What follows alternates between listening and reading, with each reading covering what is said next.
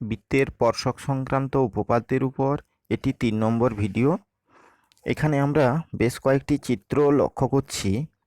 এই চিত্রগুলো দ্বারা বোঝাতে চাইছি দুটি বৃত্ত কত রকমভাবে অবস্থান করতে পারে। চিত্রগুলির দিকে লক্ষ্য করো। চিত্র তিনটিতেই, প্রথম চিত্র তিনটিতেই কোনো ছেদবিন্দু নেই, কারণ প্রথম ও দ্বিতীয় চিত্রে ছোট বৃত্তটি বড় বৃত্তের ভিতরে রয়েছে। তৃতীয় চিত্রে বৃত্ত দুটি পরস্পরের বাইরে রয়েছে। আবার 4 নম্বর চিত্রে বৃত্ত দুটি পরস্পরকে দুটি বিন্দুতে ছেদ করেছে। 5 নম্বর চিত্রে বৃত্ত দুটি কেবলমাত্র একটি বিন্দুতে ছেদ করেছে। 6 নম্বর চিত্রের দিকে লক্ষ্য করো, এখানেও বৃত্ত দুটি পরস্পরকে একটি মাত্র বিন্দুতে ছেদ করছে। তার মানে আমরা দুটি বৃত্তের ক্ষেত্রে বলতে পারি তাদের ছেদবিন্দুর সংখ্যা 0 অথবা 1 অথবা 2। এখানে 5 ও 6 নম্বর চিত্রে বৃত্ত দুটি পরস্পরকে কেবলমাত্র একটি বিন্দুতে স্পর্শ করেছে, কারণ তাদের ছেদবিন্দু একটি।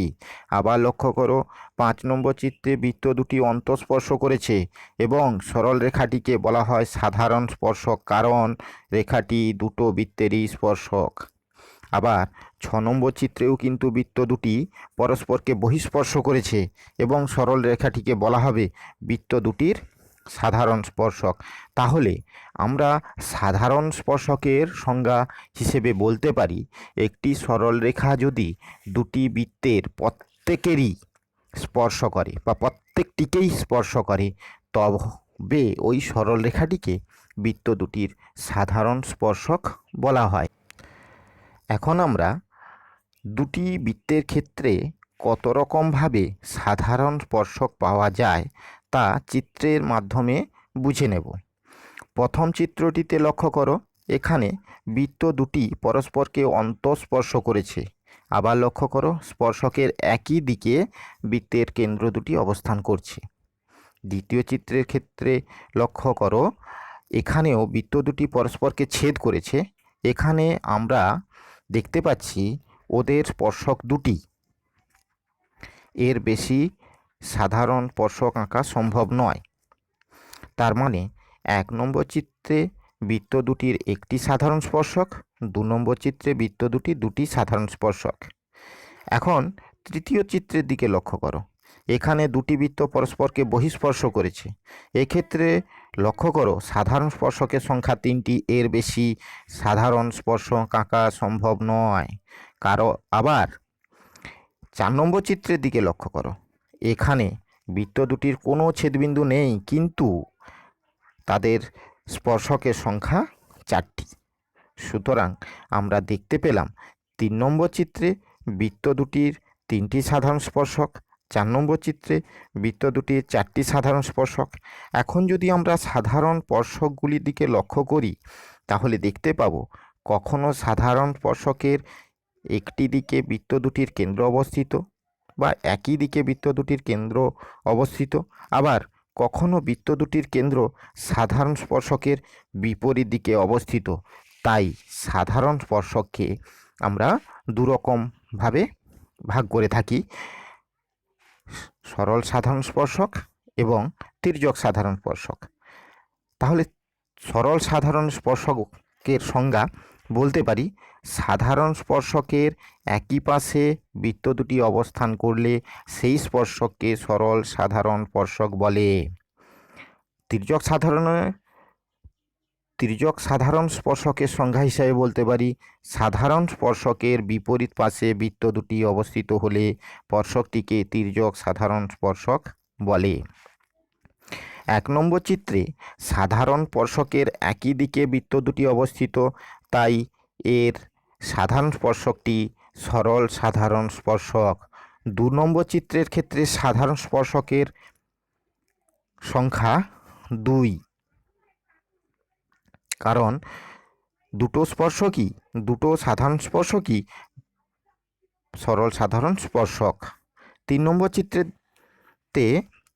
চিত্রটিতে তির্যক সাধারণ স্পর্শকের সংখ্যা 1টি ও সরল সাধারণ স্পর্শকের সংখ্যা 2টি। 4 নম্বর চিত্রে 2টি সরল সাধারণ স্পর্শক আছে, কারণ ওই স্পর্শকের সাপেক্ষে বৃত্ত দুটি একই দিকে অবস্থিত, আবার তির্যক সাধারণ স্পর্শকের সংখ্যা 2। এখন বৃত্ত দুটি যদি পরস্পরকে স্পর্শ করে তাহলে তাদের স্পর্শবিন্দু ও তাদের কেন্দ্রদ্বয়ের অবস্থান কীরূপ হবে এখানে দেখানো হয়েছে। তো প্রথম চিত্রের দিকে লক্ষ্য করো, বৃত্ত দুটির পরস্পরকে বহিঃস্পর্শ করেছে পি বিন্দুতে এবং বৃত্তদ্বয়ের কেন্দ্র এ ও বি। আর দ্বিতীয় চিত্রতে বৃত্ত দুটি পরস্পরকে অন্তঃস্পর্শ করেছে পি বিন্দুতে, তাদের কেন্দ্রবিন্দু হচ্ছে এ এবং বি। তো চিত্রের মাধ্যমে আমরা দেখতে পাচ্ছি বৃত্ত দুটি পরস্পরকে স্পর্শ করলে তাদের স্পর্শবিন্দু ও বৃত্তের কেন্দ্রদ্বয় একই সরলরেখাটা থাকবে। এটি আমরা চিত্র অঙ্কনের মাধ্যমে বুঝলাম। এখন এই সংক্রান্ত একটি উপপাদ্য আছে আমাদের, উপপাদ্য 42-এ, আমরা পরে পড়ছি। তার আগে 1 নম্বর চিত্রের দিকে লক্ষ্য করো, বৃত্ত দুটি পরস্পরকে বহিস্থভাবে স্পর্শ করেছে এবং তাদের কেন্দ্রদ্বয় এ এবং বি। আবার আমরা দেখলাম কেন্দ্রবিন্দুটি এবং বৃত্তদ্বয়ের স্পর্শবিন্দু একই সরলরেখায় অবস্থিত। সুতরাং বৃত্ত দুটির কেন্দ্রবিন্দুর মধ্যে দূরত্ব সমান এবি। এবিকে আমরা লিখতে পাচ্ছি এপি প্লাস বিপি। তাহলে এ কেন্দ্রীয় বৃত্তের ব্যাসার্ধ, এপিটা মানে হচ্ছে এ কেন্দ্রীয় বৃত্তের ব্যাসার্ধ, বিপি মানে হচ্ছে বি কেন্দ্রীয় বৃত্তের ব্যাসার্ধ। তাহলে বৃত্ত দুটির ব্যাসার্ধের দৈর্ঘ্যের যোগফল, অর্থাৎ 1 নম্বর চিত্র থেকে আমরা বলতে পারি যদি বৃত্ত দুটি পরস্পরকে বহিঃস্পর্শ করে তাহলে তাদের কেন্দ্রবিন্দু দ্বয়ের মধ্যবর্তী দূরত্ব সমান তাদের অর্থাৎ বৃত্ত দ্বয়ের ব্যাসার্ধ দুটির যোগফল। এখন 2 নম্বর চিত্রের দিকে লক্ষ্য করো, বৃত্ত দুটি পরস্পরকে অন্তস্থভাবে স্পর্শ করেছে পি বিন্দুতে এবং বৃত্তের কেন্দ্রবিন্দুদ্বয় এ এবং বি। আবার কেন্দ্রদ্বয় ও স্পর্শবিন্দু একই সরলরেখায় অবস্থিত, এটা আমরা আগেই পড়লাম। সুতরাং বলতে পারি 2 নম্বর চিত্রের ক্ষেত্রে বৃত্তদ্বয়ের কেন্দ্রবিন্দুর মধ্যে দূরত্ব সমান এবি। এবিকে লিখতে পারি এপি মাইনাস বিপি, অর্থাৎ এপি হচ্ছে বড় বৃত্তের ব্যাসার্ধ, বিপি হচ্ছে গিয়ে ছোট বৃত্তের ব্যাসার্ধ, অর্থাৎ বলতে পারি বড় বৃত্তের ব্যাসার্ধ মাইনাস ছোট বৃত্তের ব্যাসার্ধ, তার মানে বৃত্ত দুটির ব্যাসার্ধের অন্তর্ফল। অর্থাৎ এর দ্বারা আমরা এই সিদ্ধান্তে এলাম দুটি বৃত্ত পরস্পরকে অন্তস্থভাবে স্পর্শ করলে বৃত্ত দুটির কেন্দ্রবিন্দু দ্বয়ের মধ্যবর্তী দূরত্ব সমান বৃত্তদ্বয়ের ব্যাসার্ধের অন্তর্ফল। তোমাদের বইয়ের উপপাদ্য 42, যার স্টেটমেন্ট হচ্ছে দুটি বৃত্ত পরস্পরকে স্পর্শ করলে তাদের স্পর্শবিন্দুটি কেন্দ্র দুটি সংযোজক রেখাংশের উপর অবস্থিত হবে। আমরা আগেই ছবি অঙ্কনের বা চিত্র অঙ্কনের মাধ্যমে দেখলাম যে স্পর্শবিন্দু এবং কেন্দ্রদ্বয় একই সরলরেখা আর উপর অবস্থিত। এটি আমরা উপপাদ্যের সাহায্যে প্রমাণ করছি। দেখো, বলা হচ্ছে দুটি বৃত্ত পরস্পরকে স্পর্শ করলে, অর্থাৎ স্পর্শ করা বলতে গেলে বহিঃস্পর্শও করতে পারে, অন্তঃস্পর্শও করতে পারে। সেই হিসেবে একটা বহিঃস্পর্শের স্পর্শ করেছে এমন একটি ছবি দেওয়া হয়েছে এবং বৃত্ত দুটি অন্তঃস্পর্শ করেছে এরকম একটি ছবি অঙ্কন করা আছে। তো বলা হচ্ছে যে দুটি বৃত্ত এ কেন্দ্রীয় বৃত্ত এবং বি কেন্দ্রীয় বৃত্ত পি বিন্দুতে স্পর্শ করেছে, সেটা অন্তঃস্পর্শ বা বহিঃস্পর্শ দুটোর ক্ষেত্রেই প্রযোজ্য। এখন আমাদের প্রমাণ করতে হবে এ পি বি হচ্ছে সমরেখ বা একই সরলরেখায় অবস্থিত। তো আমরা এখানে এপি আর বিপি যুক্ত করে নিলাম, এরপর প্রমাণ করব। প্রমাণে দেখো এ কেন্দ্রীয় বৃত্ত এবং বি কেন্দ্রীয় বৃত্ত পরস্পরকে কী করেছে পি বিন্দুতে ছেদ করেছে। তার মানে পি বিন্দুতে আমরা একটা সাধারণ স্পর্শক অঙ্কন করতে পারি। সেই সাধারণ স্পর্শকটিকে আমরা এসটি অঙ্কন করলাম বা ধরে নিলাম, এসটি হচ্ছে এই পি বিন্দুতে সাধারণ স্পর্শক। তাহলে এই এসটিটা এ কেন্দ্রীয় বৃত্তের ক্ষেত্রে স্পর্শক হবে এবং এপিটা হবে স্পর্শবিন্দুগামী ব্যাসার্ধ। তাহলে স্পর্শবিন্দুগামী ব্যাসার্ধ স্পর্শকের উপর লম্ব হয়, তাহলে আমরা বলতে পারবো এপি লম্ব এসটি তেমনিভাবে বিকেন্দ্রীয় বৃত্তের ক্ষেত্রে বিপিটা হচ্ছে স্পর্শবিন্দুগামী ব্যাসার্ধ এবং এসটিটা হচ্ছে স্পর্শক। অতএব বিপি লম্ব এসটি। তার মানে আমাদের এটা দাঁড়ালো এই এপি এবং বিপি সরলরেখা দুটি, এপি এবং বিপি সরলরেখা দুটি এসটি স্পর্শক বা এসটি সরলরেখার উপর একই বিন্দু পিতে লম্ব। তাহলে একই বিন্দু পিতে লম্ব হওয়ার জন্য আমরা এপি এবং বিপি সরলরেখাকে বলবো একই সরলরেখায় আছে অথবা তারা পরস্পর সমরেখ। এখানে একটি অঙ্ক দেওয়া হয়েছে যে দুটি বৃত্তের কেন্দ্রদ্বয়ের দূরত্ব 15 সেমি। যদি বৃত্ত দুটির ব্যাসার্ধ 3 সেমি ও 6 সেমি হয় তবে ওদের তির্যক সাধারণ স্পর্শকের দৈর্ঘ্য নির্ণয় করো। তা আমরা প্রথমেই করব কি যে 15 সেন্টিমিটার দৈর্ঘ্যের একটি রেখা অঙ্কন করে নেব। এই 15 সেমি দৈর্ঘ্যের প্রান্ত বিন্দু দুটিতে 6 সেন্টিমিটার ও 3 সেন্টিমিটার ব্যাসার্ধের বৃত্ত অঙ্কন করে নেব, যেটা আমি করে রেখেছি। লক্ষ্য করবে চিত্রের দিকে আমি বলছি। যেহেতু তির্যক সাধারণ স্পর্শকের দৈর্ঘ্য নির্ণয় করতে চাইছি, তাই তির্যক সাধারণ স্পর্শকের টিও অঙ্কন করে নেব আমরা, যেটিকে আমরা পি কিউ বলছি। এখানে তির্যক সাধারণ স্পর্শক হচ্ছে পি কিউ চিত্রে। এখন এপি ও বি কিউ যোগ করলাম, এপি এবং বি কিউ যোগ করলাম।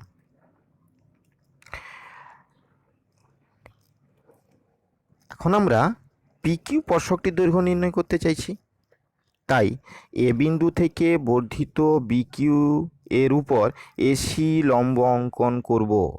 তাহলে এ পি কিউ সি একটি আয়তক্ষেত্রে পরিণত হবে, কারণ A P Q 90 degree, A P Q C 90 degree, আবার এ সি কিউ 90 ডিগ্রি। যেহেতু বর্ধিত বি কিউ এর উপর এসি লম্ব টেনেছি, তাহলে এ পি কিউ সি চতুর্ভুজের অবশিষ্ট কোণ সিএপি 90 ডিগ্রি। আবার লক্ষ্য করো, আয়তক্ষেত্রের বিপরীত বাহুগুলি পরস্পর সমান হয়, তাহলে এপি সমান সিকিউ এবং এসি সমান পিকিউ। সুতরাং এসি এর দৈর্ঘ্য নির্ণয় করলেই আমরা পিকিউ এর দৈর্ঘ্য পেয়ে যাব, অর্থাৎ তির্যক সাধারণ স্পর্শকের দৈর্ঘ্য নির্ণয় করা সম্ভব হবে যদি আমরা এসির দৈর্ঘ্য নির্ণয় করতে পারি। এখন এই এসির দৈর্ঘ্য কিভাবে পাবো দেখো। এসি বি ত্রিভুজটি একটি সমকোণী ত্রিভুজ, কারণ আগেই বলা হয়েছে যে এ সি বি 90 ডিগ্রি। তাহলে এ সি বি যদি 90 ডিগ্রি হয়, তার বিপরীত বাহু এ বি হবে অতিভুজ। এখন এ সি বি সমকোণী ত্রিভুজের ক্ষেত্রে পিথাগোরাসের সূত্র অনুযায়ী আমরা বলতে পারবো এসি স্কোয়ার সমান A B square minus BC square. এখন এ বির মান আমাদের জানা আছে, কারণ বৃত্ত দুটির কেন্দ্রদ্বয়ের মধ্যবর্তী দূরত্ব। তার মানে আমি এ বির মান 15 বসিয়ে দিতে পারবো। কিন্তু বিসির মান আমাদের জানা নেই। দেখো এই বিসিটা হচ্ছে বিকিউ প্লাস কিউসি। বিকিউটা হচ্ছে ছোট বৃত্তের ব্যাসার্ধ, সেটি হচ্ছে 3 সেন্টিমিটার। আর এই কিউসিটি সমান হচ্ছে গিয়ে এপি, আর এপি মানে হচ্ছে বড় বৃত্তের ব্যাসার্ধ। বড় বৃত্তের ব্যাসার্ধ 6 সেন্টিমিটার, তার মানে কিউসিটা হলো গিয়ে 6 সেন্টিমিটার। অর্থাৎ বি কিউ প্লাস কিউসি সমান বিসি, যার মানটা হলো 3 যুক্ত 6 সেন্টিমিটার, অর্থাৎ 9 সেন্টিমিটার। অর্থাৎ বিসির মানটা আমরা পেলাম 9 সেন্টিমিটার। এখানে আমরা মানটা বসিয়েছি 3 যুক্ত 6 স্কোয়ার দিয়ে, ক্যালকুলেশন করে দেখা গেছে যেটি 12 সেন্টিমিটার হচ্ছে তির্যক সাধারণ স্পর্শকের দৈর্ঘ্য। এখন তোমাদের বই থেকেই একটি প্রয়োগ করে দেওয়া আছে। বইয়ের প্রয়োগ নাম্বার হচ্ছে গিয়ে 15.2-এর 8-এরটা এখানে করে দিয়েছি। তোমরা এটা দেখলে বা পড়লে বুঝতে পারবে যে বলা হচ্ছে এ ও বি কেন্দ্রীয় বৃত্ত পরস্পরকে ও বিন্দুতে বহিঃস্পর্শ করেছে। ও দিয়ে অঙ্কিত সরলরেখা বৃত্ত দুটিকে যথাক্রমে পি ও কিউ বিন্দুতে ছেদ করেছে, প্রমাণ করতে হবে এপি সমান্তরাল বি কিউ। আচ্ছা, তাহলে এটি ছবিটা আমি অঙ্কন করে রেখেছি যে এই একটি এ কেন্দ্রীয় বৃত্ত আর এটি হচ্ছে বি কেন্দ্রীয় বৃত্ত।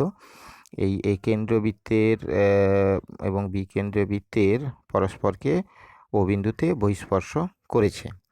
এই ও দিয়ে যে সরলরেখা অঙ্কন করা হয়েছে পি কিউকে, ও কেন্দ্রীয় বৃত্তকে এ কেন্দ্রীয় বৃত্তকে পি এবং বি কেন্দ্রীয় বৃত্তকে কিউ বিন্দুতে ছেদ করেছে। এখন এপি ও বি কিউ যোগ করে দেওয়া হলো এবং এ বিও যোগ করে দেওয়া হলো। আমাদের কি করতে হবে না, এপির সঙ্গে বি কিউ সমান্তরাল, এটি আমাদের প্রমাণ করতে হবে। এখন দেখো, এ ও বি সমরেখা হবে, কারণ আমরা এটা উপপাদ্যে পড়ে এলাম যে বৃত্ত দুটির কেন্দ্র এবং স্পর্শবিন্দু একই সরলরেখা অবস্থান করে, তাহলে এরা সমরেখা হবে। তাহলে এখন আমরা বড় বৃত্তের ক্ষেত্রে যে ত্রিভুজটা এ ও পি এর এও সমান এপি, অর্থাৎ একই বৃত্তের ব্যাসার্ধ, তার মানে আমরা বলতে পারবো এ ও পি কোণের সঙ্গে এ পি ও কোণ সমান। ঠিক তেমনিভাবে ছোট বৃত্তের যে বি ও কিউ ত্রিভুজটা আছে, এর ক্ষেত্রেও আমরা বলতে পারবো বি ও সমান বি কিউ, অর্থাৎ বি ও কিউ কোণের সঙ্গে বি কিউ ও কোণটা সমান হবে। আবার লক্ষ্য করো, এ ও পি কোণের বিপরীত কোণ বা বিপ্রতিভ কোণ হচ্ছে বি ও কিউ কোণ। তাহলে আমরা এই যে তিনটে সম্পর্ক পেলাম, বড় বৃত্তের ত্রিভুজ থেকে একটি সম্পর্ক পেয়েছি কোণ নিয়ে, ছোট বৃত্তের ক্ষেত্রে কোণ নিয়ে একটি সম্পর্ক পেয়েছি, এবং বিপরীত কোণগুলোর যে সম্পর্ক পেলাম, এই তিনটি সম্পর্ক থেকে আমরা বলতে পারবো এ পি ও কোণের সঙ্গে বি কিউ ও কোণ সমান, কারণ এরা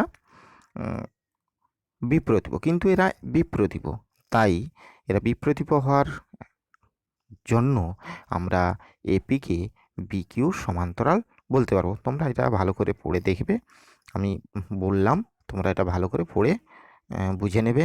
সঙ্গে সঙ্গে আমার বেশ কিছু হোম টাস্ক দেওয়া আছে, হোমওয়ার্ক দেওয়া আছে, সেগুলো তোমরা সবাই করবে, করে আমাকে দেখিও।